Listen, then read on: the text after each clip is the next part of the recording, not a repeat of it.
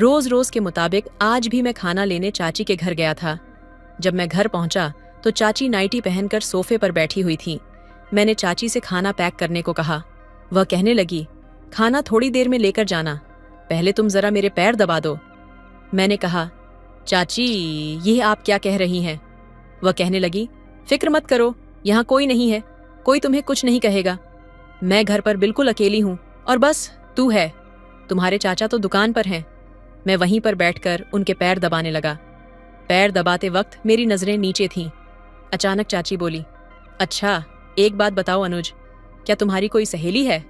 मैंने कहा, सहेली? मैं समझा नहीं। चाची आप क्या कहना चाहती हैं?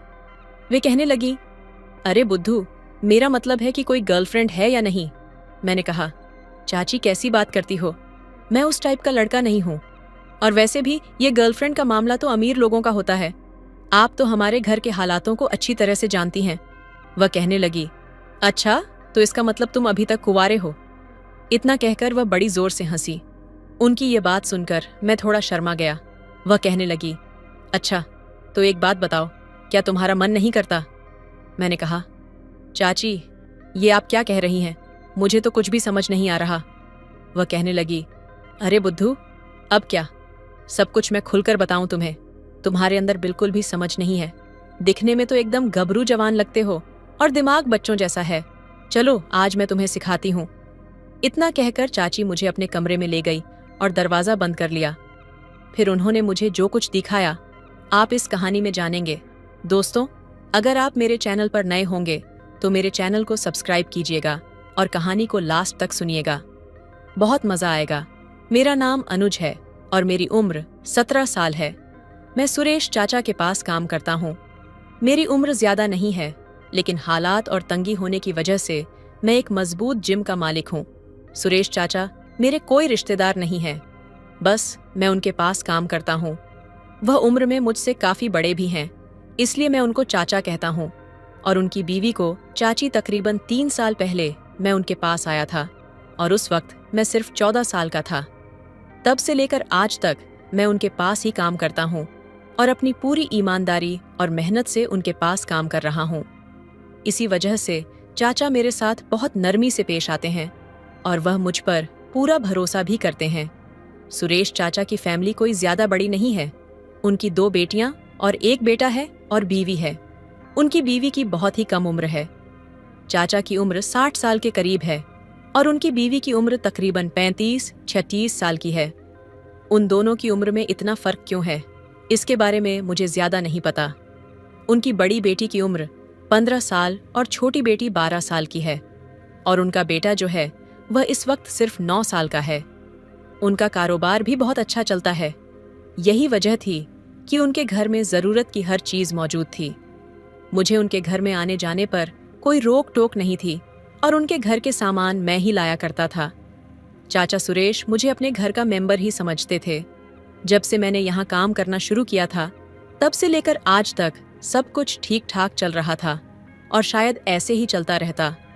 मगर एक दिन कुछ ऐसा हुआ कि मेरे मन में हलचल पैदा हो गई और मेरी जिंदगी ने एक नया घर कर लिया। हुआ कुछ यूं कि मैं रोज के मुताबिक घर का सामान लेकर सुरेश चाचा के घर पहुंचा तो मेरे 2-3 बार दस्तक देने के बावजूद किसी ने ना तो जवाब दिया और ना ही दरवाजा खोला। फिर कुछ देर इंतजार करने के बाद मैंने गेट को हल्का सा धक्का दिया तो वह लॉक नहीं था। फिर मैं खुद ही गेट खोलकर अंदर दाखिल हो गया और बिना झिझक के ही मैं किचन की तरफ सामान रखने के लिए चल पड़ा। मैं अभी किचन के करीब पहुंचा ही था कि मुझे किचन के साथ ही बने हुए बाथरूम से हल्की हल्की सिसकारियां जैसी आवाज सुनाई दी थी, तो मैं वहीं पर रुक गया। मगर इस वक्त मुझे बिल्कुल भी समझ नहीं आ रहा था कि ये आवाजें किस टाइप की हैं, क्योंकि वह सिसकारियां किसी के रोने की नहीं लग रही थीं।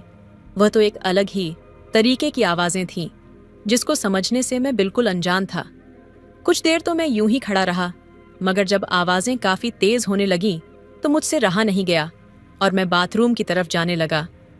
अभी मैं दरवाजे के करीब ही पहुंचा था कि आवाज आना बंद हो गई तो मैं दोबारा किचन की तरफ आ गया और सामान रखने लगा। मैं सामान रखकर बाहर निकल ही रहा था कि बाथरूम का दरवाजा खुला और अंदर से चाची को निकलता हुआ देखा। मगर जब उनकी नजर मुझ पर पड़ी तो एकदम से हड़बड़ा सी गई और लाल पीली होकर गुस्से से मेरी तरफ देखते हुए बोली, तुम अंदर कब आए? उनके इस तरह पूछने पर मैं एकदम से डर गया और हक लाकर बोला कि बस चाची अभी आया था, क्योंकि बाहर मैं खड़े होकर दरवाज़ा बजाया, मगर जब कोई जवाब नहीं आया तो मैं खुद ही अंदर आ गया था। मेरी यह बात सुनकर चाची खामोश हो गई और किचन की तरफ चली गई। उस वक्त घर में चाची के अलावा और कोई भी नहीं था। खैर, उन्होंने मुझे खाना पैक करके दिया तो मैं खाने का टिफिन लेकर सीधा दुकान की तरफ चल दिया। दुकान पर आने के बाद भी मेरा सारा ध्यान चाची की तरफ ही था कि आखिर चाची बाथरूम में क्या कर रही थी और वह ऐसी आवाजें क्यों निकाल रही थी। पूरा दिन सोचने के बावजूद मैं इस बात को नहीं समझ पाया, तो मैंने उस ख्याल को अपने जहन से निकाला और सारा ध्यान काम की तरफ लगा दिया। मगर दूसरे दिन जब मैं खाना लेने चाची के घर गया तो मैंने चाची में बहुत बदलाव महसूस किया। मतलब कि जिस तरह वह मुझे आज देख रही थी, पिछले 3 सालों में उन्होंने मुझे ऐसे कभी नहीं देखा था। जब तक मैं वहां खड़ा रहा, तकरीबन उनका का ध्यान मेरी तरफ ही था। फिर थोड़ी देर बाद उन्होंने खाने का टिफिन पैक करके मेरे हाथ में पकड़ा दिया, जिसको लेकर मैं दरवाजे की तरफ चल पड़ा। अभी मैं घर से बाहर निकलने वाला ही था कि उन्होंने मुझे पीछे से आवाज दी, तो मैं मुड़कर उनके पास आ गया और बोला, जी चाची, कहिए तो। उन्होंने मुस्कुराकर मेरी तरफ देखा और मुझे गले से लगा लिया। उनके अचानक से ऐसा करने पर तो मैं एकदम से हैरान और परेशान हो गया था। फिर कुछ लम्हों बाद वह अलग हो गई और मुझसे कहने लगी, अनुज, तुम तो अब बड़े हो गए हो और कितने खूबसूरत भी लगते हो। चलो अब तुम जाओ, मगर ये बात अपने चाचा या किसी और को मत बताना। तो मैंने ना में सर हिलाया और उनके घर से निकल गया, मगर पूरे रास्ते में यही सोचता रहा कि आखिर आज चाची को हुआ क्या था। और यही सोचते सोचते मैं दुकान पर पहुंच गया। अब मेरा काम में बिल्कुल भी दिल नहीं लग रहा था, मगर इस बात को सोचकर मैं अपने अंदर एक अजीब सा महसूस कर रहा था और अंदर ही अंदर मुस्कुराने लगता। अगले दिन संडे था और चाचा संडे को दुकान बंद रखते थे, जिस वजह से सारा दिन मैं अपने घर पर ही रहा। दूसरे दिन सुबह जब मैं दुकान पर गया तो मेरे पहुंचते ही चाचा मुझसे कहने लगे कि तुम्हारी चाची को घर का कुछ सामान मंगवाना है, इसलिए तुम अभी घर चले जाओ। तो मैं चाचा की बात सुनकर खुशी खुशी उनके घर की तरफ चल दिया। घर पहुंचकर मैंने दरवाजा खटखटाया तो चाची ने ही दरवाजा खोला, क्योंकि उनके बच्चे स्कूल पढ़ने गए हुए थे। उस वक्त चाची घर में बिल्कुल अकेली होती थी। फिर उन्होंने मुझे देखा तो अंदर आने को कहा, तो मैं अंदर दाखिल हो गया। तो वह दरवाजा बंद करती हुई कमरे की तरफ चली गई, मगर मैं दरवाजे में ही खड़ा रहा तो उन्होंने मुझे आवाज दी और कहने लगी, अनुज, वहां क्यों खड़े हो, अंदर कमरे में आ जाओ ना। उनके कहने पर मैं भी कमरे में दाखिल हो गया। पहले तो वह मेरी तरफ देखकर मुस्कुराई और फिर कहने लगी, तुम बैठो, मैं अभी आई। और यह कहकर वह कमरे से बाहर चली गई। तो मैं सोफे पर बैठकर उनके आने का इंतजार करने लगा। फिर जब वह अंदर आई तो उनके हाथ में चाय के 2 कप थे। फिर एक कप उन्होंने मेरी तरफ बढ़ा दिया तो मैंने बोला, चाची, इसकी क्या जरूरत थी? तो उन्होंने मुस्कुराकर मेरी तरफ देखा और कहने लगी, पी लो, सुबह का वक्त है, और वैसे भी अभी तुमको बहुत मेहनत वाला काम करना है उनकी। ये बात सुनकर मैं सोच में पड़ गया कि आखिर ऐसा कौन सा काम हो सकता है। फिर हम दोनों चाय पीने लगे तो चाय पीते पीते चाची मुझसे कहने लगी कि उस दिन वाली बात तुमने किसी को बताई तो नहीं? मैं उनकी यह बात समझ गया था कि वह कौन सी बात कर रही है, मगर मैं अनजान बनते हुए उनसे बोला, कौन सी बात चाची? तो वो कहने लगी, अरे इतनी जल्दी भूल गए तुम? तुम्हें याद नहीं है जब तुम परसों खाना लेने आए थे और जाते हुए मैंने तुमको गले से लगाया था?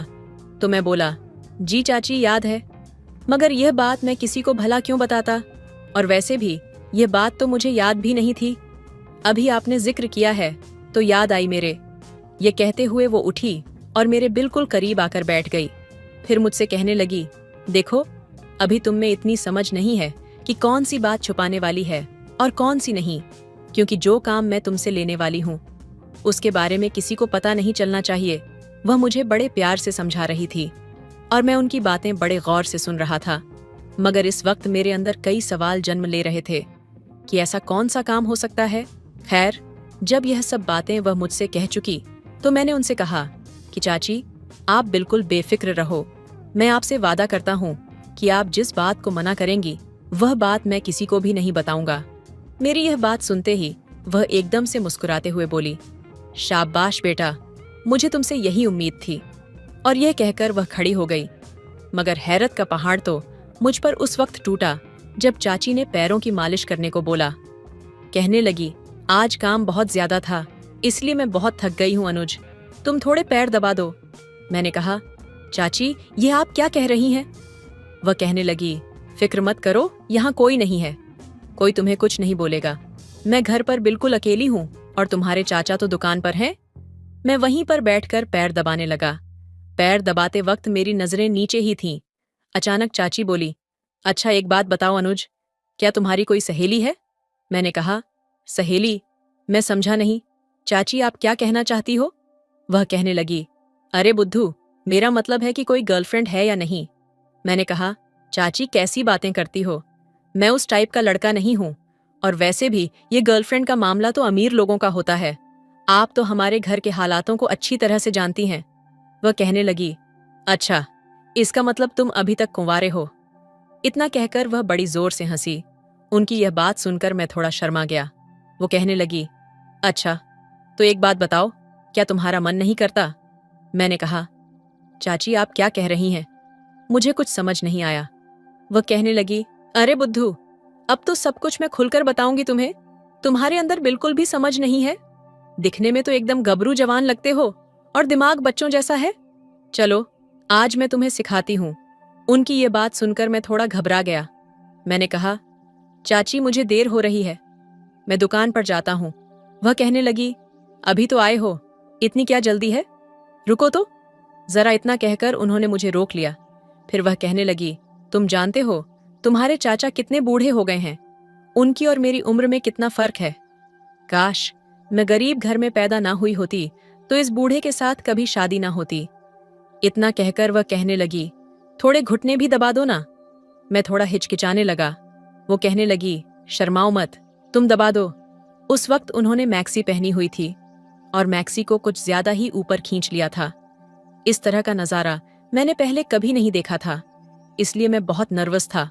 वह कभी कभी बातें करते हुए मेरे बालों में हाथ फेर देती, फिर कहने लगी, तुम्हारे चाचा तो मुझे खुश कर ही नहीं पाते, दुकान से आकर ही सो जाते हैं। मैं तो अभी जवान हूं, भला मैं कहाँ जाऊं? अब तुम ही बताओ मैं क्या करूं? मैं उनकी बातें सुन तो रहा था, लेकिन कुछ पल्ले नहीं पड़ रहा था। अचानक उन्होंने मेरा हाथ पकड़कर अपने पास बिठा लिया और मुझसे चिपक कर बैठ गई। फिर न जाने कैसी कैसी बातें करने लगी। कुछ बातें मेरी समझ में आती और कुछ नहीं। उनकी इस तरह की बातों से मैं अंदर से बहुत ज्यादा बेचैन होने लगा। मैं खुद पर काबू नहीं कर पा रहा था। आखिर मैं करूं तो क्या करूं? धीरे धीरे वह अपने मकसद में कामयाब हो गई और मैं कुछ न कर सका। मैं पसीने से शराब हो चुका था, लेकिन चाची बहुत खुश थी। कहने लगी, काफी टाइम बाद आज मेरे दिल को सुकून पहुंचा है। अनुज, तुम्हें भी अच्छा लगा ना? मैंने उनकी बात का कोई जवाब नहीं दिया और नजरें झुकाकर इसी तरह बैठा रहा। और फिर इस तरह उन्होंने मुझसे वह मेहनत वाला काम करवा ही लिया जिसकी थकान मुझे 2 दिन तक महसूस होती रही। लेकिन उसके बाद मैं अपने अंदर बहुत बड़ी बदलाव महसूस करने लगा था। मुझे ऐसा लग रहा था कि अब मैं बड़ा हो चुका हूँ। अगले दिन जब मैं खाना लेने चाची के घर आया तो आज भी चाची इसी काम के लिए तैयार बैठी थी और फिर वक्त गुजरने का पता ही नहीं चला। मगर अब मुझे बहुत डर लग रहा था कि चाचा को क्या कहूँगा कि इतनी देर कहाँ लगा दी, क्योंकि वह बड़ी बेसब्र से खाने का इंतजार कर रहे होंगे। फिर इस बात का जिक्र मैंने चाची से किया कि चाचा इतनी देर लगाने की वजह पूछेंगे तो मैं उनको क्या जवाब दूंगा। मेरी ये बात सुनकर वह कहने लगी, तुम इस बात से बिल्कुल भी परेशान मत हो। चाची काफी समझदार थी, तो उन्होंने फौरन एक कहानी तैयार कर ली कि अगर तुम्हारे चाचा पूछे तो उनसे कह देना कि चाची की तबीयत ठीक नहीं थी और उन्होंने दवाई लेने मुझे स्टोर भेजा था और खाना भी तैयार नहीं था, जिस वजह से देर हो गई। चाची की बात सुनकर मैं बहुत खुश हुआ, क्योंकि उनकी ये बात सही थी। तो मैं फौरन से खाना लेकर सीधा दुकान पर पहुंच गया। दुकान पर ग्राहकों का इतना ज्यादा भीड़ नहीं था। सुरेश चाचा मुझे गौर से देख रहे थे। फिर उनके पूछने पर मैंने एक कहानी सुना दी जो चाची ने अपने दिमाग से बनाई थी। तो चाचा ने भी उसे सच मान लिया और खाना लेकर खाने लगे। मगर न जाने क्यों मैं चाचा से नजरें नहीं मिला पा रहा था। क्योंकि मेरे अंदर यह एहसास पैदा होने लगा था कि मैं चाचा के साथ नमक हराम कर रहा हूं, मगर साथ साथ मेरा ध्यान उस होने वाले वक्त की तरफ भी जा रहा था जो एक फिल्म की तरह मेरे दिमाग में चल रहा था। और साथ ही मैं अपने अंदर एक बहुत बड़ी बदलाव भी महसूस कर रहा था। अगले दिन जब मैं खाना लेने गया तो चाची बहुत खुश लग रही थीं। आज उनका एक अलग ही रूप था, मगर मैंने कोई ज्यादा बात नहीं की, बल्कि ज्यादा देर खामोश ही रहा। क्यों मुझे चाचा सुरेश के साथ शर्मिंदगी महसूस हो रही थी? शायद यही वजह थी कि मैं चाची से बात करने से हिचकिचा रहा था, जबकि चाची मुझे मुस्कुराते हुए देखे जा रही थी। मगर मेरी यह हालत देखकर उन्होंने मुझसे कोई बात नहीं की। फिर खाने का टिफिन मेरे हाथ में देते हुए मुझसे कहने लगी कि क्या बात है अनुज, आज तुम बहुत उदास लग रहे हो। चाची की बात सुनकर मैं सिर्फ इतना कहने लगा कि बस ऐसे ही तो।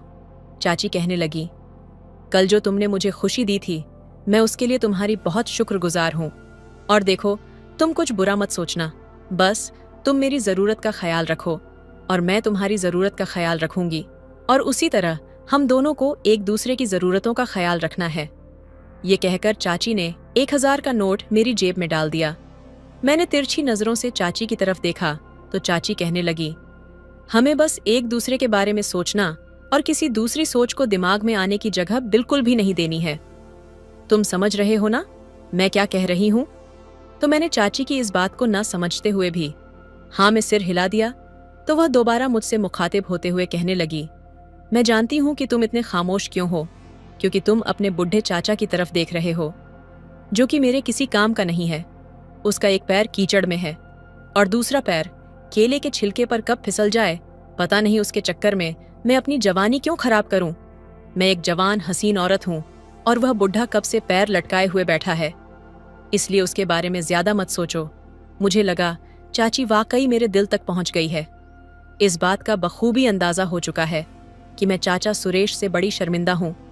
चाची ने मुझे इस शर्मशार से निकालने के लिए काफी समय दी और फिर मुझे इस बात पर हासिल कर ही लिया कि जो कुछ हमारे बीच हुआ वह हमारी जरूरत थी, जिसको चाचा सुरेश पूरा नहीं कर सकता था। इंसान अपने दिमाग के लिए जरूरत बना लेता है, और इसी तरह हमने भी अपने इस जरूरत के लिए कुछ दलीलें बना ली थीं ताकि अपने ज़मीर को खुश कर सके और इस खेल को जारी रख सके।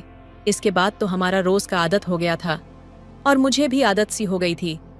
अब तो मैं इंतजार करता कि कब वह कहे और मैं खाना लेने के लिए चाची के घर जाऊं। फिर एक दिन जब मैं खाना लेने गया तो चाची मुझसे कहने लगी कि ज्यादा टाइम निकला करो, मुझे सब्र नहीं होता। तुम कोशिश करके कोई पूरा दिन निकालो ताकि हम तसल्ली से काम कर सके। तो मैंने उनको अपनी मजबूरी बताई कि मैं ज्यादा वक्त कैसे निकाल सकता हूँ, मैं इस मामले में मजबूर हूँ। तो चाची कहने लगी कि चलो फिर मैं ही कुछ करती हूँ, कोई तरकीब सोचती हूँ। दूसरे दिन जब चाची के घर गया तो वह काफी खुश नजर आ रही थी। मैंने वजह पूछी तो उन्होंने बताया कि मुझे एक तरकीब सूझी है जिसमें तुमको 3-4 दिन के लिए दुकान की जिम्मेदारी संभालनी होगी और साथ ही हमारे घर भी आकर रहना पड़ेगा। तो मैंने चाची से पूछा कि वह कैसे मुमकिन है, जिस पर वह कहने लगी, मैं तुम्हारे चाचा को 3-4 दिनों के लिए दूसरे शहर भेज सकती हूँ, क्योंकि तुम्हारे चाचा के बड़े भाई की कुछ दिनों से तबीयत बहुत खराब है। लेकिन तुम्हारे चाचा दुकान और घर की मजबूरी की वजह से उनकी पास नहीं जा पा रहे हैं। तुम दुकान का सारा काम करते रहना मैं बखूबी जानता था और घर में रहना भी मेरे लिए दुश्वार नहीं था। तो मैंने फौरन हामी भर ली। तो चाची ने कहा, ठीक है, मैं तुम्हारे चाचा से आज रात ही बात करती हूँ, लेकिन अगर वह तुमसे पूछे तो ये जाहिर मत होने देना कि तुम इस बात को पहले से ही जानते हो। ऐसा जाहिर करना कि यह बात अभी तुम्हारे सामने आई है। तो मैंने चाची से बोला, आप फिक्र ना करो, मैं ऐसी ही करूंगा।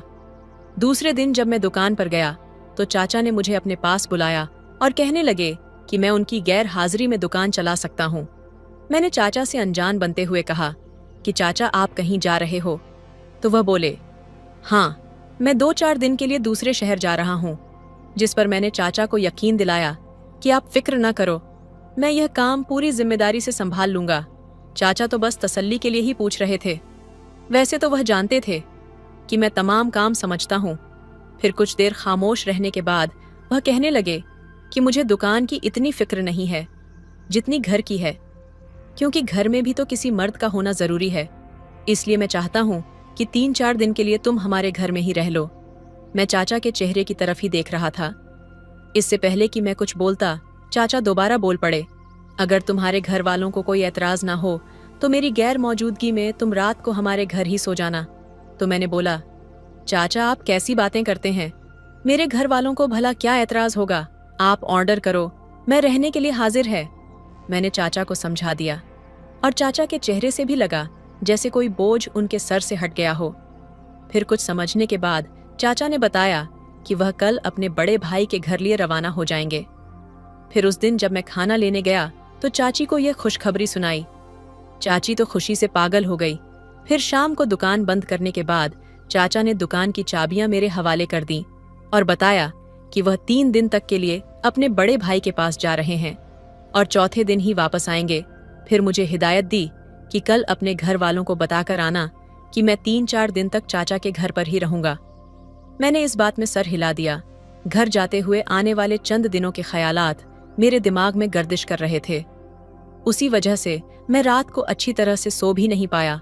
सुबह नहा धोकर तैयार हुआ और 2 जोड़ी कपड़े पैक किए और घर वालों को बताकर दुकान की तरफ चल दिया। पूरा दिन मैं दुकान पर रहा।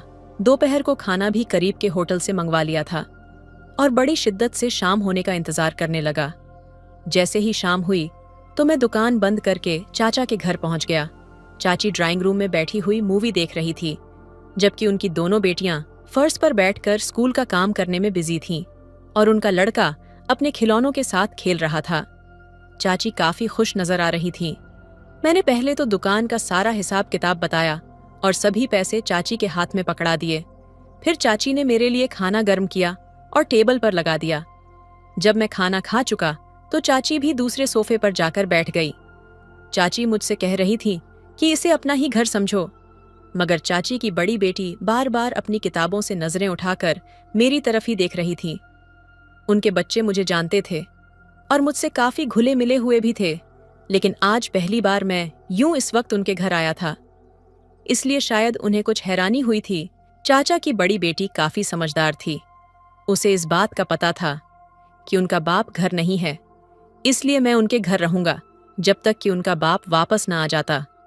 अभी मुझे बैठे हुए कुछ देर गुजरी थी कि चाची का बेटा खिलौने छोड़कर मेरी गोद में आकर बैठ गया और कुछ देर मेरी गोद में खेलता रहा और फिर सो गया। चाची उसे मेरी गोद से लेने के लिए मेरे करीब आई तो मेरी नजरें गैर इरादी तौर पर उनकी बेटी की तरफ उठ गई कि कहीं उसने अपनी माँ का मेरे इतने करीब आना देख तो नहीं लिया। वह अपने काम में बिजी थी। चाची उसको मेरी गोद से उठाते हुए बोली कि चलो तुम भी आओ, तुम्हें तुम्हारे सोने की जगह दिखा दूं। मैं खामोशी से उठा और चाची के पीछे चल दिया। चाची ने पहले तो अपने बेटे को अपने रूम में लिटाया, फिर एक कमरा छोड़कर अगले कमरे का दरवाजा खोलते हुए कहने लगी कि यह तुम्हारा कमरा है और तुम्हें यहाँ कोई डिस्टर्ब नहीं करेगा सिवाय मेरे। यह कहते हुए चाची मुस्कुराई और एक आंख दबा दी। मैंने कहा, ठीक है। मैं भी मुस्कुराकर उनकी तरफ देखने लगा। मेरे साथ वाला कमरा ही दोनों बेटियों का था। कमरा देखकर हम वापस ड्राइंग रूम में आ गए। चाची और मैं काफी देर तक इधर उधर की बातें करते रहे। जब रात को 10 बजे तो चाची अपनी बेटियों को सोने के लिए कहने लगी। फिर मैंने भी सोने को कहकर उठ गया। सोना कहाँ था, बस उनकी बेटियों को भूलवाना था। तो मैं अपने कमरे में आकर लेट गया। फिर तकरीबन 12 बजे के करीब मेरे कमरे का दरवाजा खुला तो मैंने देखा कि कमरे में चाची दाखिल हुई हैं। फिर वह मेरे करीब आई और मुझसे कहने लगी, उठो और मेरे कमरे में चलो। और इस तरह चाची मुझे उठाकर अपने कमरे में ले गई और अंदर से दरवाजा बंद कर लिया। फिर जैसे ही चाची मेरे करीब आई और इससे पहले कि हमारे बीच कुछ होता, तभी चाचा पर्दे के पीछे से बाहर आए और एक जोरदार तमाचा मेरे मुंह पर मारा और चाची की चूटियां पकड़कर जमीन पर फेंक दिया।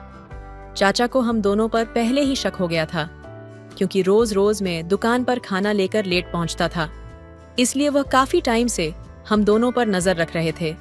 और आज चाचा ने हम दोनों को रंगे हाथों पकड़ लिया था। चाचा ने मार मार कर मेरा मुंह लाल कर दिया था और कहने लगे, नमक हराम, मैंने तुझे अपनी औलाद की तरह समझा था और तू जिस थाली में खा रहा था उसी में छेद कर रहा था। निकल जा मेरे घर से। चाचा ने चाची को भी बहुत मारा। इस हादसे की वजह से हम सबकी जिंदगियां बदल गई थीं। मैं बेरोजगार हो गया और चाचा ने चाची को तलाक दे दिया। जिसका असर उन मासूम बच्चों पर पड़ा जो अभी बहुत छोटे थे। अब आप बताएं दोस्तों, इसमें सबसे ज्यादा गलती किसकी थी, अनुज की या फिर चाची की? और इस हादसे की वजह से सबसे ज्यादा नुकसान किसका हुआ? अपनी राय कमेंट में जरूर दें। वीडियो अच्छी लगे तो लाइक करें, शेयर करें, सब्सक्राइब करें। धन्यवाद। हेलो दोस्तों, स्वागत है आपका हमारे चैनल पर।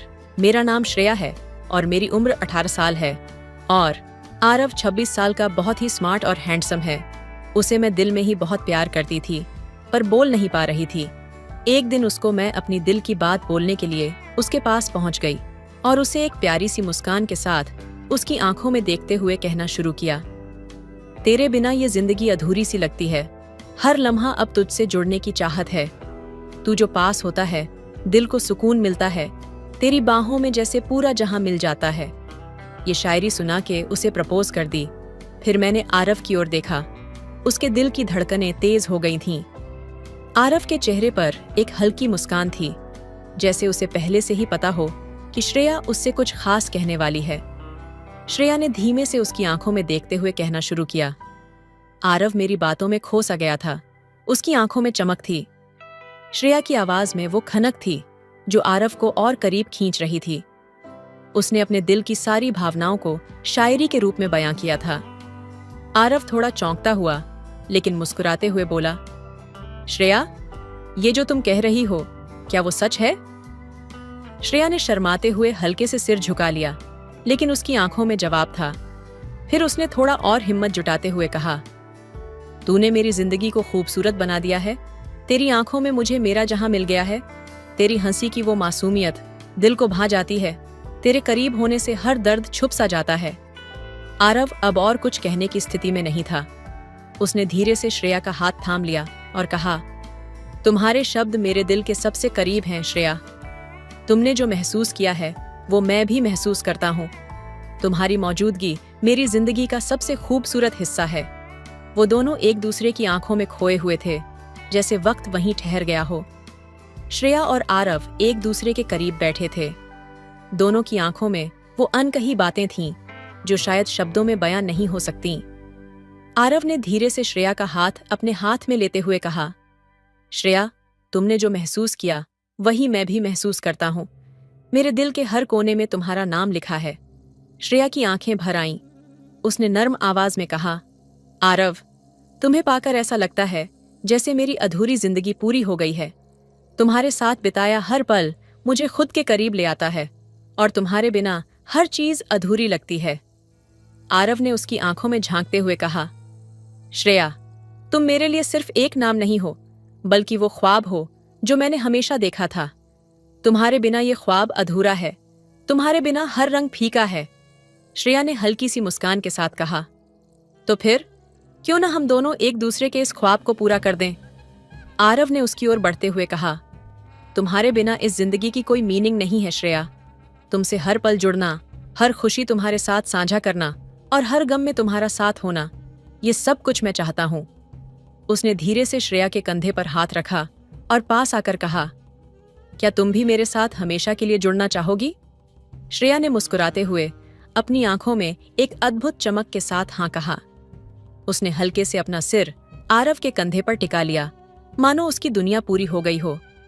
उन दोनों के बीच अब कोई शब्द नहीं थे, बस एक गहरी चुप्पी थी जिसमें प्यार का एक खूबसूरत एहसास था। उनके दिलों की धड़कनें एक दूसरे के लिए प्यार का इकरार कर रही थीं। इस तरह वो दोनों उस पल में खो गए जिसमें सिर्फ अपनापन था, एक दूसरे के प्रति एक अटूट विश्वास था और जिंदगी को साथ जीने का वादा था। वो शाम धीरे धीरे रात में बदल रही थी, लेकिन उनके दिलों में जो भावनाएं जागी थीं वो उजाले की तरह चमक रही थीं। आसमान में तारे टिमटिमा रहे थे, मानो उनके मिलन का गवाह बनना चाहते हों। आरव ने श्रेया को अपने पास खींचा और उसके चेहरे को अपने हाथों में थाम लिया। उसकी आंखों में एक गहरी ममता, एक अटूट अपनापन और सच्चे प्यार की झलक थी। आरव ने धीमे से कहा, श्रेया, मैंने कभी सोचा नहीं था कि मेरे दिल के इतने करीब कोई आ पाएगा। तुम्हारे बिना जैसे मेरी रूह अधूरी थी। हर सांस में तुम हो, हर ख्वाब में सिर्फ तुम्हारा ही चेहरा है। तुमसे मिलने के बाद मुझे ये एहसास हुआ कि प्यार क्या होता है। और ये कितनी गहराई तक दिल को छू सकता है। श्रेया की आंखों में आंसू थे, लेकिन वो आंसू खुशी के थे। उसने आरव की ओर देखते हुए कहा, आरव, तुमने मुझे वो सब दिया जो मैं हमेशा से चाहती थी। तुम्हारे साथ हर लम्हा जैसे एक सपना बन गया है। मुझे तुम्हारे साथ ऐसा सुकून मिलता है जैसे मैं खुद को पा रही हूँ। आरव ने मुस्कुराते हुए उसके आंसुओं को पोंछा और उसकी आंखों में झांकते हुए कहा, श्रेया, इन आंसुओं में तुम्हारी वो सच्ची भावनाएं हैं जो तुम्हें और भी खूबसूरत बनाती हैं। तुमने मेरे दिल को वो छुआ है जहां तक कोई नहीं पहुंच पाया। मुझे तुम्हारी हर बात, हर खुशी, हर दुख अपने करीब लगता है। फिर दोनों ने खामोशी में एक दूसरे को बाहों में भर लिया। उस आलिंगन में ऐसा अपनापन और गर्माहट थी जैसे समय वहीं ठहर गया हो। श्रेया ने अपनी आंखें बंद कर लीं और आरव की बाहों में सिमटकर उसने महसूस किया कि यह वही प्यार है जिसकी उसे हमेशा तलाश थी। वो दोनों एक दूसरे की सांसों को महसूस कर रहे थे, मानो दो रूहें एक दूसरे में घुलती जा रही हों। आरव ने धीरे से उसके कानों में कहा, श्रेया, ये जिंदगी मैं सिर्फ तुम्हारे साथ बिताना चाहता हूँ। हर सुबह तुम्हारे साथ जागना, हर शाम तुम्हारे साथ बिताना और हर सपने को तुम्हारे साथ पूरा करना चाहता हूँ। क्या तुम भी मुझे अपनी पूरी जिंदगी दे सकती हो? श्रेया ने उसकी आंखों में प्यार भरी नजर से देखते हुए कहा, आरव, ये जिंदगी मेरी नहीं है, ये तो तुम्हारी है। तुम्हारे बिना मेरी जिंदगी का कोई मतलब नहीं। मैं तुम्हारी हूं और हमेशा तुम्हारी रहूंगी। उनके बीच अब कोई शब्द नहीं थे, सिर्फ एक अटूट प्यार था, एक ऐसा रिश्ता जो दोनों के दिलों में जड़ें जमा चुका था। उस रात तारे उनके प्यार की गवाही दे रहे थे और चांद उनकी खुशियों पर मुस्कुरा रहा था। उस रात का खूबसूरत आलम दोनों के दिलों में बस चुका था। आरव और श्रेया अपने अपने ख्यालों में खोए हुए एक दूसरे के और करीब आ चुके थे। मगर प्यार जितना गहरा था, उतनी ही उसमें एक नाजुकता भी थी, एक ऐसा एहसास जो उनके दिलों के करीब था लेकिन अनकहा था। अचानक दूर कहीं से एक धीमा मधुर गाना बजने लगा। वो गाना मानो उनके दिलों की धड़कनों के साथ ताल मिला रहा था। गाने के बोल थे, तेरे बिना जिंदगी से कोई शिकवा तो नहीं, तेरे बिना जिंदगी भी, लेकिन जिंदगी तो नहीं। उस गाने ने दोनों के दिलों को जैसे छू लिया। एक तरफ प्यार की गहराई थी और दूसरी तरफ एक अदृश्य डर भी था। श्रेया के चेहरे पर मुस्कान थी, लेकिन उसकी आंखों में हल्की बेचैनी भी थी, जैसे उसे कुछ खोने का डर हो। आरव ने उसकी इस झिझक को महसूस कर लिया और उसके हाथ को अपने हाथों में थाम लिया।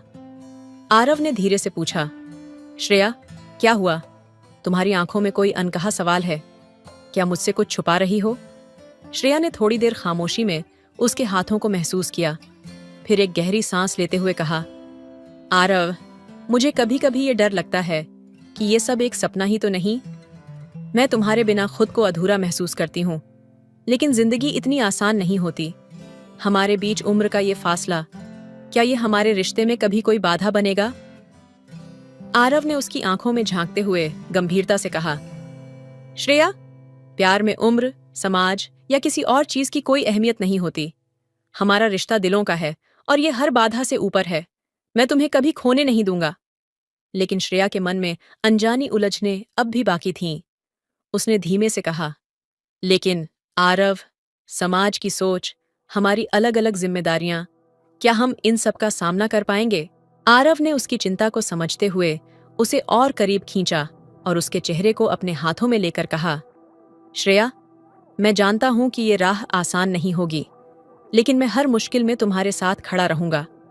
चाहे लोग कुछ भी कहें, मुझे बस तुम्हारी परवाह है। तुम मेरी हो और हमेशा मेरी रहोगी। ये रिश्ता हमारा है और इसे हमें निभाना है। उनके बीच एक गहरी खामोशी थी, लेकिन इस बार उस खामोशी में एक समझ, एक वादा और अपने रिश्ते की मजबूती थी। बाहर मौसम बदल रहा था, जैसे बारिश की बूंदें उनकी भावनाओं को छूकर उनकी सच्चाई का इम्तिहान लेने आई हों। बारिश की हल्की बूंदें उन दोनों पर गिर रही थीं और दोनों ने एक दूसरे को थामे रहने का वादा कर लिया था। बरसात की वो पहली बूंद तेरे साथ इस जिंदगी का एहसास बनकर आई है। तेरे बिना ये सफर अधूरा था, पर अब जैसे ये सफर मुकम्मल है। उस रात बारिश की हर बूंद उनके रिश्ते की मजबूती और अपनेपन का गवाह बन रही थी और दोनों ने एक दूसरे के बिना ना जीने का एक नया इरादा कर लिया था। बारिश की बूंदें जैसे जैसे तेज होती जा रही थीं, आरव और श्रेया उस पल में खोए हुए थे। उनके बीच जो वादा था वो हर बूंद के साथ और गहराता जा रहा था। उनकी आंखों में अनगिनत ख्वाब थे और दिलों में अनगिनत एहसास। बारिश ने जैसे उनकी भावनाओं को और भी निखार दिया था। आरव ने श्रेया के चेहरे को अपने करीब लाते हुए कहा, तेरे साथ हर लम्हा यूं गुजारना चाहता हूं, तेरे हर दर्द को अपना बनाना चाहता हूं। कभी दूर ना हो ये तुम्हारी हंसी, तेरी मुस्कान में ही मुझे मेरा जहां नजर आता है। श्रेया की आंखों में आरव के शब्दों ने जैसे प्यार की एक और लहर जगा दी। उसने हल्की सी मुस्कान के साथ कहा, तुम हो मेरे हर ख्वाब का इकरार, तेरे बिना ये दिल भी है बेकरार। तेरी बाहों में ही है मुझे सुकून मिलता, तेरे बिना ये जिंदगी कुछ अधूरी सी लगती है। आरव ने उसका हाथ थामे रखा, जैसे अब कभी न छोड़ेगा। उसके दिल में एक ऐसा एहसास था जैसे वो इस प्यार को हर हाल में संभाल कर रखना चाहता था। लेकिन उसी पल श्रेया ने हल्की सी चिंता के साथ उसकी ओर देखा और बोली, आरव, मुझे कभी कभी डर लगता है। प्यार की ये राह जितनी खूबसूरत है उतनी ही जटिल भी है। आरव ने उसकी आंखों में झांकते हुए प्यार से कहा, जो हो साथ तेरा, हर मुश्किल आसान हो जाती है। तेरे बिना तो ये जिंदगी भी वीरान हो जाती है। चाहे जो भी हो, मैं तेरा साथ न छोड़ूंगा। तू मेरी धड़कन है, मैं तुझे हर कदम पर संभाल लूंगा। उनकी बातों में अब एक अनकही कस्में और वादे बंध रहे थे। उन दोनों ने एक दूसरे को भीगी हुई बारिश में थामे रखा। प्यार में मुश्किलें होंगी, ये हमें भी पता है, पर एक दूसरे का साथ रहेगा, ये हमारा वादा है। तेरी हर खुशी, हर दर्द में मैं शामिल रहूंगा। तेरी बाहों में ही इस जिंदगी का हर लम्हा जीऊंगा। बारिश की उन बूंदों में जैसे उनके प्यार की कस्में घुल गई थीं और दोनों ने एक दूसरे के साथ उस पल को अपनी जिंदगी का सबसे खूबसूरत पल बना दिया। आरव और श्रेया बारिश में भीगे हुए एक दूसरे को थामे खड़े थे। उनकी नजरों में गहरी मोहब्बत और दिल में एक अनकहा वादा था। जैसे जैसे बारिश की बूंदें तेज होती जा रही थीं, वैसे वैसे उनका प्यार भी गहराता जा रहा था। हर बूंद उनके रिश्ते की ताकत और उनके वादों की गहराई को बयान कर रही थी। तभी आरव ने श्रेया की ठंडी उंगलियों को अपने हाथों में कसकर पकड़ते हुए कहा, श्रेया, मैं जानता हूं कि हमारे रास्ते में कई मुश्किलें आ सकती हैं, लेकिन मैं हर कदम तुम्हारे साथ चलने का वादा करता हूं। तुम ही मेरे हर ख्वाब की हकीकत हो। श्रेया ने उसकी आंखों में झांकते हुए कहा, आरव, मैंने कभी नहीं सोचा था कि कोई मेरे दिल के इतने करीब आ सकता है। तुम्हारे बिना हर चीज अधूरी लगती है। तुमसे बिछड़ने का ख्याल भी मुझे डराता है। आरव ने उसकी आंखों में गहराई से देखते हुए कहा, तेरे बिन ये जिंदगी अधूरी सी लगती है। हर लम्हा अब तुझसे जुड़ने की चाहत है। तू ही मेरा सुकून, तू ही मेरा सपना है। तेरी बाहों में जैसे पूरा जहां अपना है। श्रेया की आंखों में प्यार और आंसू दोनों एक साथ छलक आए। उसने धीरे से कहा, तुम्हारे साथ रहने का ख्वाब मेरे दिल में हर रोज सजता है, पर हमें समझना होगा कि ये राहें आसान नहीं हैं।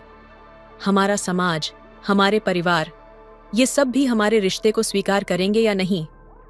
आरव ने उसकी बात काटते हुए कहा, मैं सिर्फ तुमसे वादा नहीं कर रहा श्रेया, मैं तुम्हें हर परिस्थिति में, हर मुश्किल में थामे रखने की कस्में खा रहा हूं। चाहे जो हो जाए, मैं तुम्हारे साथ खड़ा रहूंगा। श्रेया ने थोड़ी देर खामोशी में उसकी आंखों में झांका, फिर हल्की मुस्कान के साथ कहा, तुम मेरे हर दर्द की दवा हो। तुम्हारे बिना ये दिल खामोश है। तेरे संग हर गम भी आसान लगे। तेरे बिना ये जहां भी खाली है। तभी अचानक बारिश रुक गई। आसमान में बादल हट रहे थे और चांद की हल्की रोशनी उन दोनों पर पड़ रही थी। वो एक दूसरे के करीब खड़े पूरी दुनिया को भूल चुके थे। आरव ने धीरे से उसके माथे को चूमा और फुसफुसाते हुए कहा, श्रेया, हम इस चांद के जैसे रहेंगे। हर रात, चाहे कितनी भी अंधेरी क्यों ना हो, हमारे बीच ये रोशनी हमेशा बनी रहेगी। ये हमारा प्यार है जिसे कोई भी जुदा नहीं कर सकता। उस पल उन दोनों ने एक दूसरे को थामे रहकर उस रात को अपने प्यार की सबसे खूबसूरत याद बना दिया। दोनों के बीच जो वादे और अपनापन था वह अब अनकहा था, लेकिन अमिट था। ये कहानी दो दिलों की गहरी मोहब्बत और एक दूसरे के लिए समर्पण की कहानी है। इसमें प्यार की वह खूबसूरत झलक है जिसमें दो लोग न केवल एक दूसरे का सहारा बनते हैं, बल्कि हर मुश्किल और बाधा के सामने खड़े रहने का वादा भी करते हैं। इस रिश्ते में अपनापन, ईमानदारी और मजबूती की मिसाल है। ये कहानी हमें यह सिखाती है कि प्यार में सिर्फ रोमांस ही नहीं होता, बल्कि एक दूसरे के लिए निस्वार्थ समर्पण और संघर्ष भी शामिल होता है। जब दो लोग सच्चाई और ईमानदारी से एक दूसरे के साथ होते हैं, तो वे हर मुश्किल का सामना कर सकते हैं। तो दोस्तों, आपको यह कहानी कैसी लगी, कमेंट करके हमें ज़रूर बताएं। और कहानी अच्छी लगे तो चैनल को सब्सक्राइब कीजिए। मिलते हैं अगली कहानी में, तब तक अपना ख्याल रखिए। धन्यवाद। नमस्ते दोस्तों, आज मैं आपको अपने जीवन के उस दिन के बारे में बताने जा रहा हूँ जिसने मेरे और मेरी सौतेली माँ के बीच रिश्ते को एक नए मोड़ पर ला खड़ा किया। ये वो दिन था जब हम दोनों ने एक दूसरे के करीब होने की कोशिश में अपने दिल की धड़कनों को शायद कुछ पल के लिए अपने मर्यादाओं से परे महसूस किया। उस दिन स्कूल से घर लौटते समय मैं थका हुआ था, लेकिन घर पहुंचते ही माहौल में एक अजीब सी गर्माहट महसूस हुई। शाम का वक्त था और सुनहरी धूप खिड़की से छनकर कमरे में फैली हुई थी। जब मैंने रसोई की तरफ कदम बढ़ाए तो मुझे एक हल्की सी गुनगुनाहट सुनाई दी, जो मेरी सौतेली माँ के कमरे से आ रही थी। उस आवाज में एक ऐसी कशिश थी जिसने मुझे अनजाने में ही उनकी ओर खींच लिया। उनका कमरा थोड़ा सा खुला था और मैंने देखा कि वो अपने बिस्तर पर बैठी हुई थीं, पुराने एल्बम को अपने हाथों में थामे। उनके चेहरे पर हल्की सी मुस्कान थी और आंखों में जैसे कोई भूली बिसरी यादें तैर रही थीं। धीरे धीरे मैंने दरवाजे पर हल्की दस्तक दी। वो चौंकी, फिर हल्की सी मुस्कान के साथ मुझे अंदर बुलाया। दोस्तों, आप सबसे मेरी विनती है कि मेरे चैनल को प्लीज जरूर सब्सक्राइब कीजिएगा। चलिए जल्दी से कहानी को शुरू करते हैं। उस शाम हमारी बातों में कुछ ऐसा था जो साधारण नहीं था। मैं उनके पास बैठ गया और हमने मिलकर एल्बम के पन्ने पलटे। हर तस्वीर के साथ उन्होंने अपने जीवन की एक कहानी मुझे सुनाई। उनकी आवाज में एक ऐसी गहराई थी जो मुझे एक नए एहसास से भर रही थी। हमें पता था कि हम दोनों के बीच एक बंधन है, लेकिन उस पल में वो बंधन और भी गहरा महसूस होने लगा। उनकी आंखों में एक नमी थी और मेरे दिल में अजीब सी बेचैनी। हमें दोनों को ही एहसास था कि यह रिश्ता मर्यादा से परे नहीं जा सकता, लेकिन उस शाम की नरम रोशनी में ऐसा लगा मानो हमारे दिल अपनी अपनी सीमाएं भूलने को तैयार हो रहे थे। हमारे बीच अनकही बातों की एक अनदेखी डोर थी जो हमें एक दूसरे के करीब खींच रही थी। जैसे ही मैंने उनका हाथ छुआ, उन्होंने हल्के से अपना हाथ खींच लिया, लेकिन उनकी आंखों में जो देखा वो शायद हमेशा के लिए मेरे दिल में रह जाएगा। हम दोनों ने बिना कुछ कहे ही बहुत कुछ समझ लिया। एक पल में जैसे हमने तय किया कि यह एहसास चाहे कितना भी गहरा क्यों न हो, हमें अपने रास्ते पर ही रहना है। उस शाम ने हमें एक दूसरे के दिल के करीब ला दिया था, लेकिन हम दोनों ने अपने मर्यादाओं की लक्ष्मण रेखा को कभी पार नहीं किया। उस शाम के बाद से हमारे बीच की नज़दीकियां कुछ और गहरी हो गईं। हमारी मुलाकातें अब थोड़ी और लंबी होने लगीं और हर बात में एक अनकहा आकर्षण महसूस होता था। एक दूसरे की उपस्थिति में हमें ऐसा लगता मानो हर चीज़ थम सी गई हो। एक शाम जब मैं पढ़ाई कर रहा था तो उन्होंने मेरे कमरे में कदम रखा। उनके हाथों में 2 कप कॉफी थी। उन्होंने मुझे देखकर हल्की सी मुस्कान दी और पास बैठ गईं। हमने कॉफी का पहला घूंट लिया, लेकिन हमारे बीच की खामोशी में जो कहा नहीं गया वही शायद सबसे ज्यादा असरदार था। वो मेरी आंखों में देखतीं और मैं उनके। एक अजीब सा अपनापन था जो शब्दों के बिना भी गहरा महसूस हो रहा था। थोड़ी देर बाद उन्होंने मुझे एक कहानी सुनानी शुरू की, अपने बचपन की, अपने सपनों की। जैसे जैसे वो बोलती गईं, उनके चेहरे पर एक मासूमियत उभर आई और मुझे महसूस हुआ कि हमारे बीच सिर्फ एक औपचारिक रिश्ता नहीं, बल्कि एक अनकहा बंधन बनता जा रहा था। हमने एक दूसरे की हर बात को ध्यान से सुना, हर हंसी को साझा किया और हर एहसास को महसूस किया। एक दिन जब हम दोनों बगीचे में टहल रहे थे, ठंडी हवा चल रही थी। मैंने धीरे से अपना हाथ उनकी ओर बढ़ाया। अनजाने में ही शायद उनके करीब होने की चाहत मुझे ऐसा करने पर मजबूर कर रही थी। उन्होंने एक पल के लिए मेरी ओर देखा। उनकी आंखों में एक गहरी झलक थी, मानो वो भी इसी एहसास से गुजर रही हों। हम दोनों ने उस पल को पूरी तसल्ली से जिया, लेकिन हमारे बीच की यह अनकही दूरी शायद हमें यह याद दिलाने के लिए थी कि हमें अपनी मर्यादा का भी ध्यान रखना है। हमें पता था कि यह रिश्ता चाहे कितना भी गहरा क्यों न हो, इसे शब्दों में नहीं ढाल सकते। उनकी नज़दीकी में एक सुकून था और हमारी हर मुलाकात में एक नयापन। हम दोनों ने कभी एक दूसरे से कुछ कहा नहीं, लेकिन हमारे बीच की यह कहानी हर मुलाकात के साथ और गहरी होती गई। उस शाम के बाद जैसे हमारे बीच खामोशी भी बातचीत करने लगी थी। मैं अक्सर खुद को उनके पास होने का बहाना ढूंढते हुए पाता, और ऐसा ही उनके साथ भी था। अब हमारे बीच हर मुलाकात में एक अनकहा इंतजार शामिल हो गया था, एक अनकही उम्मीद की शायद अगली बार हम और करीब आएंगे। एक दिन बारिश हो रही थी, मौसम ठंडा था और घर में एक सुकून भरी खामोशी फैली हुई थी। मैं खिड़की के पास बैठा बाहर बारिश को देख रहा था। तभी उन्होंने कमरे में कदम रखा। उनके हाथ में एक मोटी शाल थी। धीरे से मुस्कुराते हुए उन्होंने शाल मेरे कंधों पर डाल दी और पास बैठ गईं। बारिश की हल्की बूंदों की आवाज के बीच हम दोनों बिना कुछ कहे एक दूसरे के करीब आ गए। थोड़ी देर बाद उन्होंने मुझे अपनी पसंदीदा किताब सुनाने का सुझाव दिया। मैंने किताब खोली और हम दोनों के बीच किताब के शब्द एक नया रिश्ता बुनने लगे। हर पंक्ति, हर लफ्ज में एक अपनापन था, जैसे वो कहानी हमारी ही हो। जैसे ही मैं पढ़ता गया, उन्होंने अपने सिर को हल्के से मेरे कंधे पर टिका दिया। मेरे दिल की धड़कनें तेज हो गईं, लेकिन मैंने खुद को संयम में रखा। हम दोनों उस पल में जैसे खो गए थे। हर पन्ना पलटने के साथ हमारे बीच की दूरी कम होती गई और हम बिना कुछ कहे ही सब कुछ महसूस करने लगे। वो पल, वो खामोशी, वो सुकून, सब कुछ इतना खूबसूरत था कि शब्द बेमानी लगने लगे। बारिश अब भी हो रही थी और हम दोनों उस सुकून भरे एहसास में खोए हुए थे, ये जानने के बावजूद कि हमें इस रिश्ते को सीमाओं में बांधे रखना है। हमारे दिल शायद उस पल में कुछ और ही चाह रहे थे। इस एहसास में एक जादू था, एक मिठास थी और एक ऐसा अपनापन था जो किसी भी शब्द से परे था। बारिश की उस शाम के बाद जैसे हमारे रिश्ते में कुछ नया खिल गया था। हम दोनों के बीच अनकहे एहसासों का एक पुल बनने लगा था, जिसे पार करने की चाह तो थी, पर संकोच भी था। हर मुलाकात में हम एक दूसरे के करीब आने की कोशिश करते, लेकिन एक अनदेखी लकीर हमें रोक भी देती। शायद यह एहसास ही था कि हम अपनी सीमाओं से भले ही बंधे थे, लेकिन हमारे दिल अब पूरी तरह से आज़ाद हो चुके थे। एक शाम जब घर में सिर्फ हम दोनों थे, उन्होंने मुझे रसोई में मदद करने के लिए बुलाया। हल्की हल्की धुन बज रही थी और वो मुस्कुराते हुए सब्जियां काट रही थीं। उस हल्की रोशनी में उनके चेहरे पर एक अलग ही नूर था। मैं भी पास आकर उनके साथ काम में लग गया, लेकिन मन में एक अनजानी हलचल थी। काम करते करते हमारे हाथ अचानक एक साथ सब्जी पर पड़ गए। वो क्षण मानो ठहर सा गया। हमारे हाथ एक दूसरे को छूकर हटने का नाम नहीं ले रहे थे। मैंने उनकी आंखों में झांका और वो हल्का सा मुस्कुराईं, लेकिन उनकी मुस्कान में एक झिझक थी, एक अनकहा भाव जो उनकी आंखों में झलक रहा था।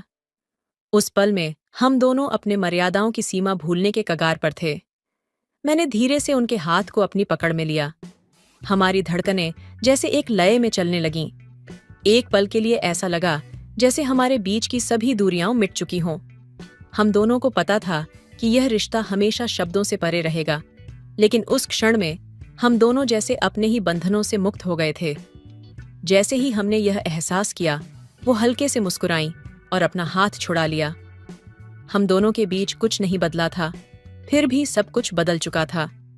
वो एक पल हमारे दिलों में हमेशा के लिए बस चुका था, एक ऐसा एहसास जिसे न तो भुलाया जा सकता था और न ही किसी शब्द में ढाला जा सकता था। उस शाम के बाद भी हम दोनों एक दूसरे के करीब तो आए, पर हर बार मर्यादाओं की उस दहलीज पर ही ठहर गए। शायद यही हमारे रिश्ते की सबसे खूबसूरत बात थी, एक अनकहा, अनदेखा पर बेहद गहरा बंधन जो हमें हर बार करीब लाकर भी दूर कर देता था। बारिश की उस शाम के बाद से ही हमारे बीच एक अनकहा एहसास गहरा हो गया था। हम दोनों जानते थे कि एक दूसरे के लिए दिल में कुछ तो था, कुछ ऐसा जिसे नाम देना शायद मुमकिन नहीं था, मगर इस एहसास के साथ साथ यह भी समझते थे कि यह रिश्ता सीमाओं और मर्यादाओं के भीतर ही रहना चाहिए। फिर एक दिन सुबह की हल्की धूप में हम दोनों बगीचे में बैठे थे। हवा में गुलाब की खुशबू बसी हुई थी और चारों ओर एक सुकून भरी खामोशी थी। वो चुपचाप किताब पढ़ रही थीं और मैं बस उनकी तरफ देखता रहा। उनकी आंखों में कुछ ऐसा था जो मुझे हर बार उनकी ओर खींचता था, एक कोमलता, एक गहराई जो उन्होंने शायद किसी से साझा नहीं की थी। कुछ समय बाद उन्होंने धीरे से मेरी ओर देखा और मुस्कुराते हुए कहा, तुम्हें पता है, इस रिश्ते में अनकहे शब्दों का अपना ही मजा है। यह एहसास हमें हमेशा याद रहेगा, लेकिन यह समझ भी कि यह एहसास सिर्फ हमारे दिलों तक ही सीमित रहेगा। उनकी बातों में एक सच्चाई और एक अपनापन था। उनके शब्दों ने मेरी भावनाओं को ठहराव दिया, जैसे उन्होंने हमारे रिश्ते को एक खूबसूरत मोड़ दे दिया हो। उस दिन के बाद से हम एक दूसरे के साथ बहुत सहज हो गए थे। हमारे बीच अब एक अनकहा विश्वास था, और उस विश्वास में एक ऐसी गहराई थी जो रिश्ते को मर्यादित ढंग से निभाने की शक्ति भी देती थी। कभी कभी उनकी हंसी सुनकर दिल में एक मीठा सा दर्द होता, और कभी उनके साथ बिताए पलों को याद कर एक सुकून महसूस होता। वो मेरे लिए अब सिर्फ एक पारिवारिक सदस्य नहीं थीं, वो मेरी सबसे खास दोस्त बन गई थीं। एक ऐसी दोस्त जिनके साथ मैं अपने हर सुख दुख को बांट सकता था। हमारे बीच अब कोई शब्द नहीं थे, सिर्फ उन पलों की मिठास थी जो हमें हमेशा एक दूसरे के करीब बनाए रखती थी। समय के साथ हमने इस अनकहे रिश्ते को एक नई परिभाषा दे दी थी, एक ऐसा बंधन जिसमें प्रेम था, अपनापन था और सबसे बढ़कर एक गहरी समझ थी।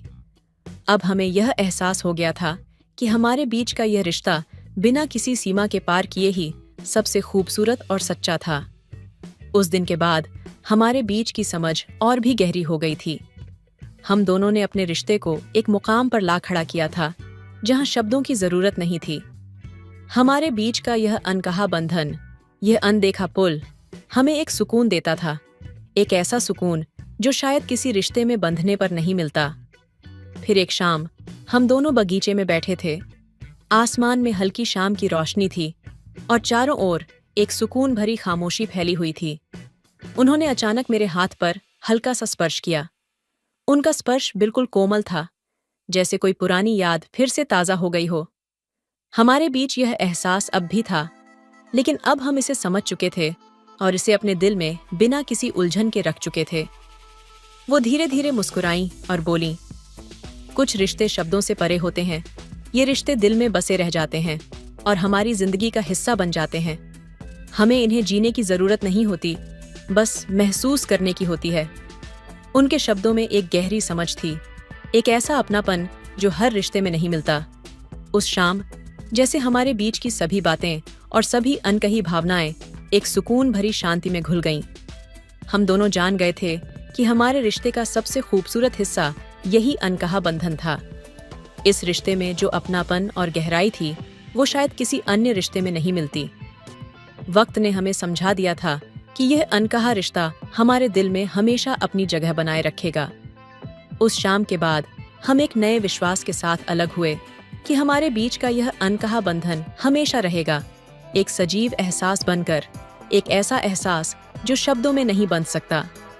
यही हमारी कहानी थी, अनकहे एहसासों की दहलीज पर खड़े एक खूबसूरत रिश्ते की कहानी जो सदा के लिए हमारे दिलों में बसे रहने वाली थी। मेरा नाम पूजा है और मैं 32 साल की शादीशुदा औरत हूँ। मेरी शादी को 4 साल हो चुके हैं और मेरा 1 साल का बेटा भी है।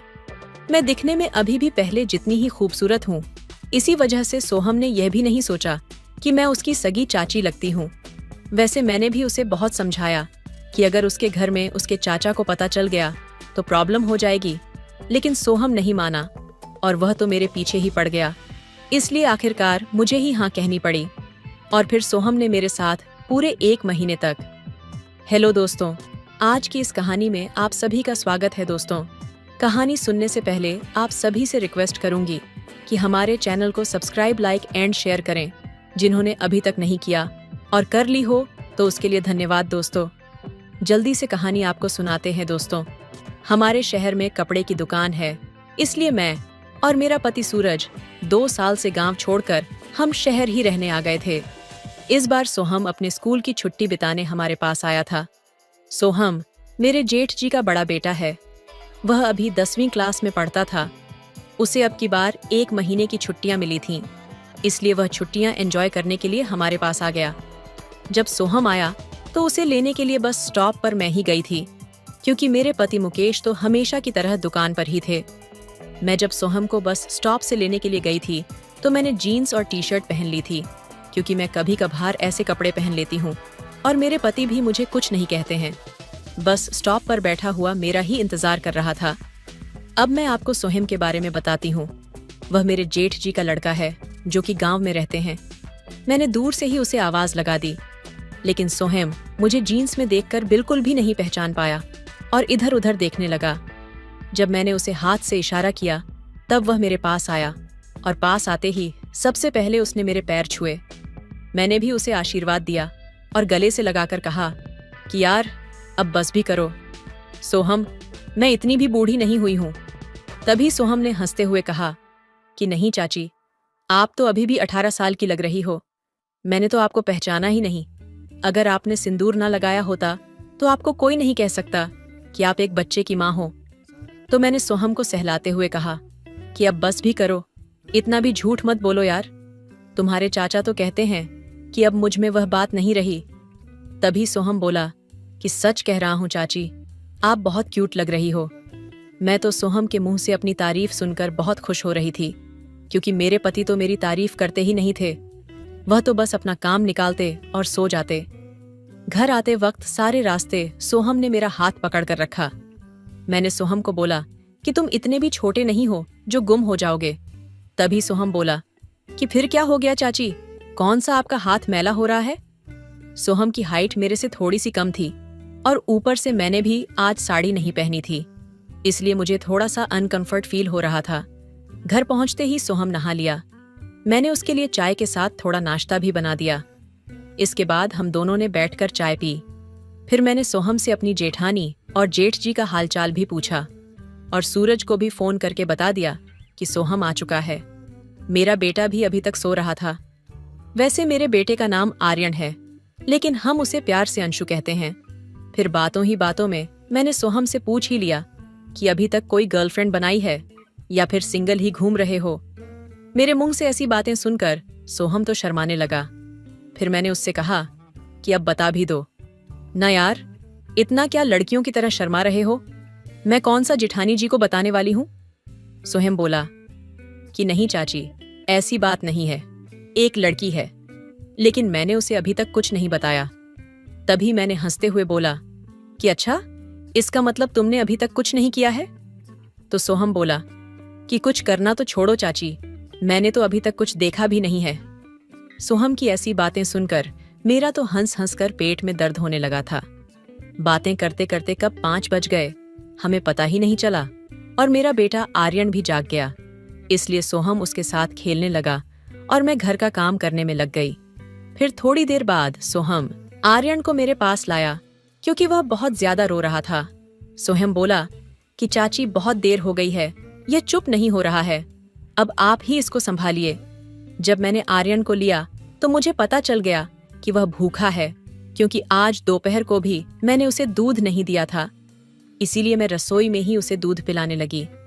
मैं जब अपने बेटे आर्यन को दूध पिला रही थी तो सोहम मेरी ही तरफ देख रहा था, और जब मैंने सोहम की तरफ देखा तो उसने नजरें घुमा दी। मैं समझ चुकी थी कि सोहम के मन में क्या चल रहा है। मेरे देखते ही सोहम वहां से जाने लगा तो मैंने उसे रोक लिया कि कोई बात नहीं। सोहम, क्या हो गया है तुम्हें? इसमें शर्माने वाली कौन सी बात है यार। उसके बाद मैंने सोहम को बोला कि आर्यन को बेड पर लेटा दो, अब ये कई घंटों तक नहीं जागेगा। फिर मैंने सभी के लिए खाना बना लिया और इतने में सूरज भी दुकान से आ गए थे, तो वह भी नहाकर खाना खाने के लिए बरामदे में आ गए। खाना खाने के बाद सूरज ने राहुल से थोड़ी देर तक बातें की। उसके बाद मैंने रसोई का काम समेट दिया और फिर सूरज अपने कमरे में सोने के लिए चले गए, क्योंकि वह दिन भर काम की वजह से थक जाते हैं। इसके बाद मैंने हमारे पास वाले कमरे में सोहम के लिए बिस्तर लगा दिया, क्योंकि बाहर अब थोड़ी थोड़ी ठंड पड़ने लगी थी, और फिर मैं अपने कमरे में चली गई। तब तक सूरत ने आर्यन को भी झूले में सुला दिया था और वह मेरा ही इंतजार कर रहे थे। लेकिन जब मैं जूड़ा बनाते हुए बेड पर पहुंची तो मैंने देखा कि सूरज तो मेरा इंतजार करते करते सो चुके थे। यह देखकर मेरी तो सारी फीलिंग ही मर गई, क्योंकि पिछले कई दिनों से सूरज थोड़ा टेंशन में थे। शायद दुकान सही नहीं चल रही थी। फिर मैंने भी उन्हें नहीं जगाया, क्योंकि मैं उन्हें और परेशान नहीं करना चाहती थी। इसलिए मैं भी मायूस होकर लेट गई। लेकिन फिर मुझे याद आया कि आज तो सोहम भी आया हुआ है तो मैं टाइम पास करने के लिए उसके कमरे में चली गई। सोहम बेड पर लेटा हुआ फिल्म देख रहा था और मुझे देखकर एकदम से बैठ गया और बोला कि अरे चाची, क्या हुआ, आप अभी तक सोई नहीं? तो मैं बोली कि कुछ नहीं, वह मुझे नींद नहीं आ रही थी इसलिए तुम्हारे पास आ गई।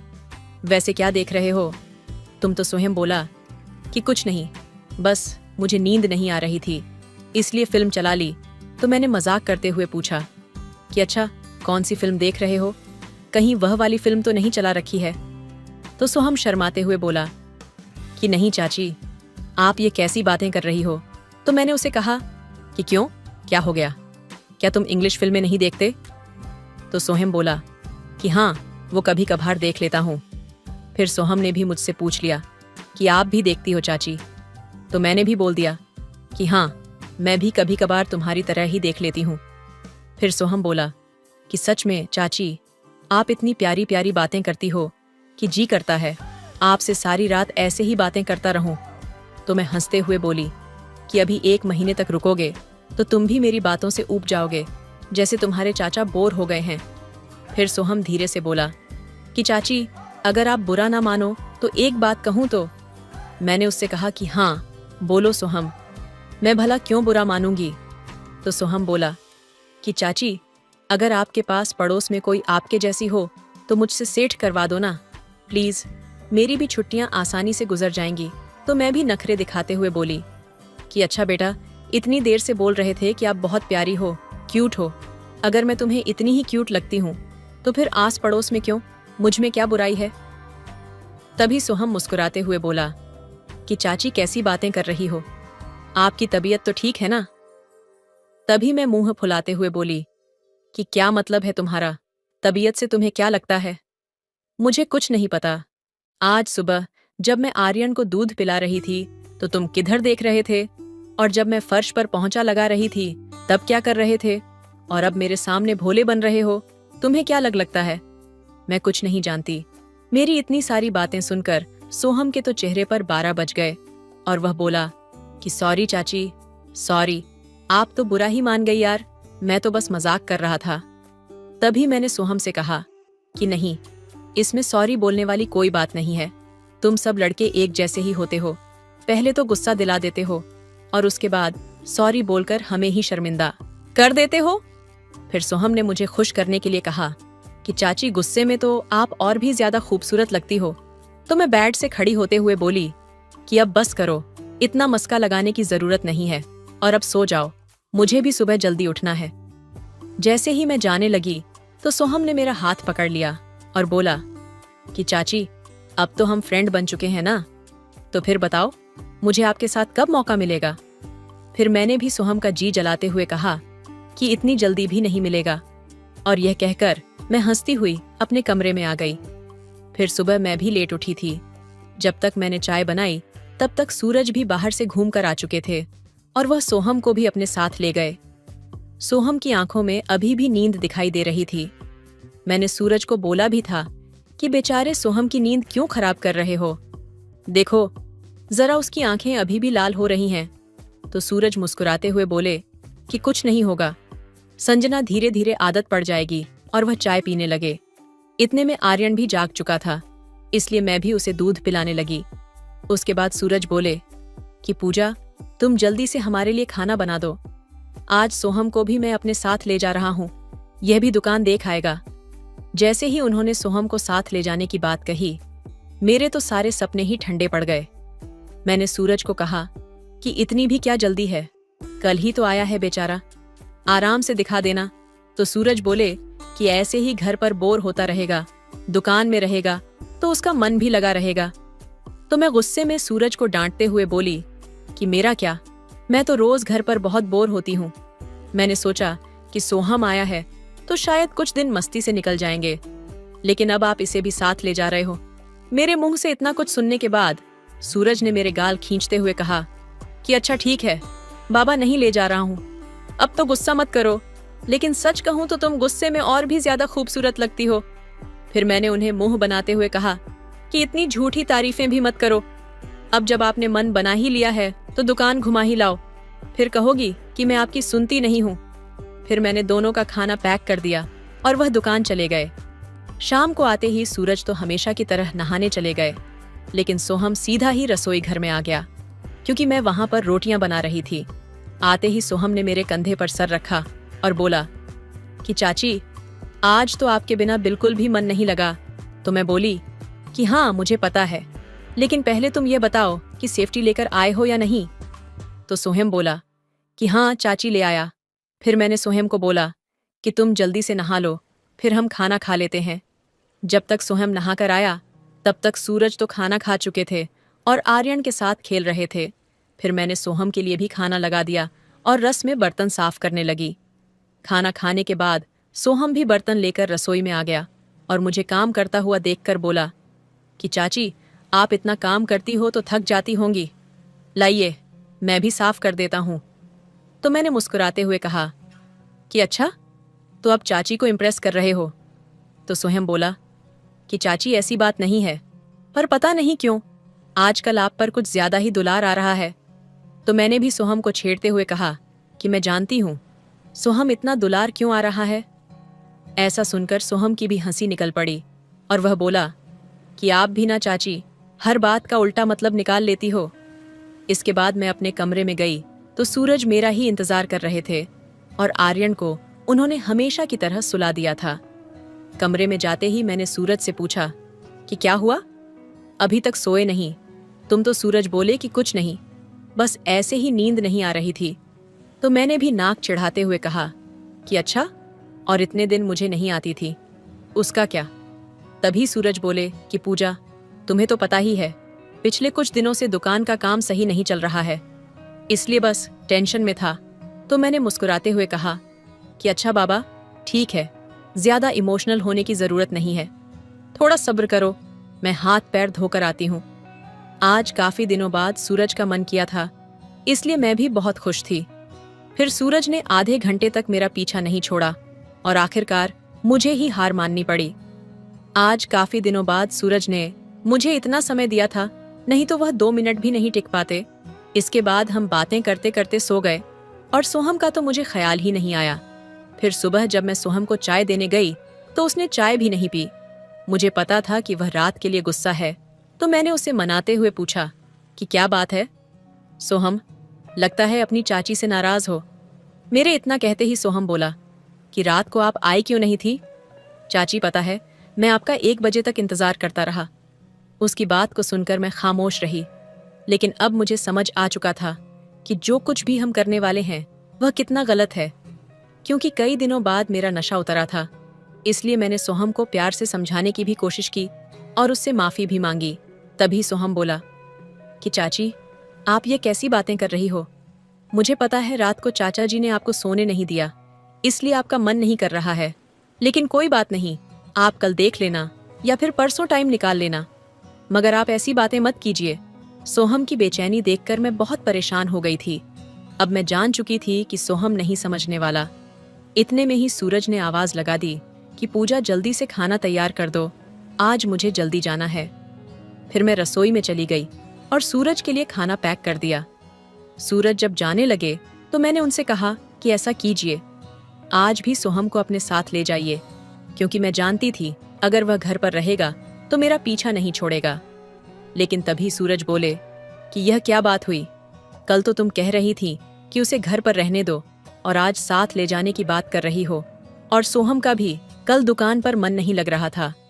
इतना कहकर सूरज तो चले गए। सूरज के जाते ही सोहम मेरे पीछे रसोई में आ गया और मुझे मनाने की कोशिश करने लगा कि प्लीज चाची, मान जाइए ना। सोहम का ऐसा हाल देखकर मुझे भी लगने लगा था कि अब वह नहीं मानने वाला, और इसका कारण भी मैं ही थी।